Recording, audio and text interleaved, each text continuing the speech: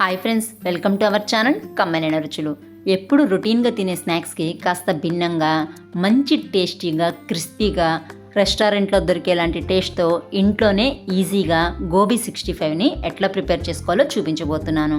ఎప్పుడు ఒక్కలాంటి స్నాక్సే తిన్నా బోరుగా ఉంటుంది కదా, అందుకే ఈసారి చిన్నపిల్లలైనా సరే పెద్దవాళ్ళైనా సరే ఎంతో ఇష్టంగా ఎన్ని తిన్నా బోరు కొట్టని ఈ 65ని ట్రై చేయండి. దీనికోసం ముందుగా క్యాలీఫ్లవర్ని ఇలా రెమ్మలుగా ఒలుచుకొని నిమిషం పాటు వేడి నీళ్ళల్లో ఉప్పు వేసి తెరలించుకొని తీసుకోవాలి. ఈ క్యాలీఫ్లవరు పూర్తిగా చల్లారిపోవాలి. అప్పుడే మనకి గోబీ 65 చాలా పర్ఫెక్ట్గా వస్తుంది. ఇప్పుడు దీనిలోకి పిండి కోట్ చేసుకోవడానికి ముందుగా కార్న్ఫ్లోర్ని 4 టేబుల్ స్పూన్స్ వరకు యాడ్ చేసుకోవాలి. ఆ తర్వాత మైదాని 4 టేబుల్ స్పూన్స్ యాడ్ చేసుకోవాలి. ఈ రెండింటిని సమానంగా యాడ్ చేసుకున్నప్పుడే మనకి గోబీ 65 పర్ఫెక్ట్గా వస్తుంది. ఇప్పుడు దీనిలో స్పైసీనెస్కి తగినంత కాశ్మీర్ చిల్లీ పౌడర్ని వేసుకోవాలి. అలా లేకపోతే నార్మల్ చిల్లీ పౌడర్ వేసుకొని కాస్త ఫుడ్ కలర్ వేసుకున్నా సరిపోతుంది. దాంతోపాటు రుచికి తగినంత ఉప్పు, 1/2 టేబుల్ స్పూన్ జీలకర్ర పొడి, 1/2 టేబుల్ స్పూన్ ధనియాల పొడి, 1/2 table spoon garam masala add చేసుకోవాలి. ఇప్పుడు వీటన్నిటిని వాటర్ యాడ్ చేసుకోకుండా ఒకసారి చేత్తో బాగా మిక్స్ చేసేసుకోవాలి. నేను చూపిస్తుంది రెస్టారెంట్ స్టైల్లో చేసే గోబీ 65 కాబట్టి అల్లం వెల్లుల్లి పేస్ట్ యాడ్ చేసుకోవట్లేదు. అదే దాబా స్టైల్లో అయితే మరింత స్పైసీగా ఉంటుంది కాబట్టి అల్లం వెల్లుల్లి పేస్ట్ కూడా కంపల్సరీగా యాడ్ చేసుకోవాల్సి వచ్చింది. స్క్రీన్ మీద చూపిస్తున్నట్లుగా దీనిలో కొద్దిగా మాత్రమే వాటర్ని చిలకరించుకుంటూ చక్కగా మిక్స్ చేసేసుకోవాలి. పిండి మరీ జావుగా అవ్వకూడదు, అలానే గట్టిగా అంటకట్టినట్టు ఉండకూడదు. ఈ క్యాలీఫ్లవర్ పీసెస్ అన్నిటికీ చక్కగా పట్టే వరకు వాటర్ని కొద్దిగా మాత్రమే చిలకరించుకుంటూ చక్కగా మిక్స్ చేసేసుకోవాలి.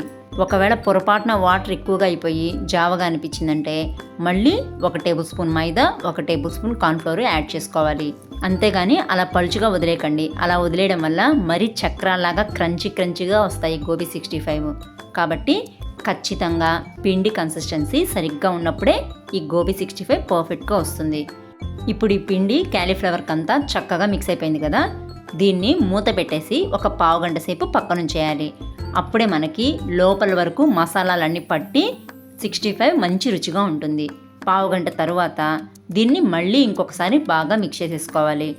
ఇలా చేయడం వల్ల క్యాలీఫ్లవరు రెమ్మలకి మొత్తానికి ఈ మసాలా బాగా పడుతుంది. అప్పుడే 65 పర్ఫెక్ట్గా వస్తాయి. ఇంకొకసారి బాగా మిక్స్ చేసేసుకున్నాక బాగా కాగిన నూనెని మీడియం ఫ్లేమ్లోకి పెట్టుకొని రెమ్మలుగా మాత్రమే ఈ గోబీని వేసుకోవాలి. ఒకేసారి పకోడీ వేసినట్టు ముద్దగా మాత్రం అస్సలు వేయకూడదు.